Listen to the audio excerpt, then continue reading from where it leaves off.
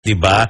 Pero yung mamersonal ka naman ng Annette Chuway. Katulad yan, Katulad patigil. si Miss Maricel Soriano kabilang sa 6 Oo. na pinarangan ng famas.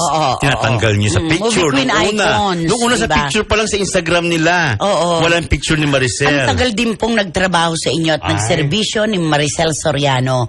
Kahit pa nagkaroon kayo ng disgusto sa isa't isa, huwag nating kalimutan na isa sa nag-akyat ng malaking halaga sa kaba ng yaman ng Star Cinema at ng ABS-CBN, si Maricel Soriano. Namend. Diba? Ay de las Alas. Namend. Sharon Cuneta. Namend. Vilma Santos. Namend. Ako Pwede lahat pa nga yung natin correct. hindi sabihin si Nora Honor dahil wala naman siyang ginawa doon. Diba? Meron siya nagawa din natapos. O kaya nga, hindi nga. Nay, pareho. Nay, walang paki si Maria. Di naman siya pinahahalagahan ng dos. Ang tanging naging sagot daw niya ay, so what?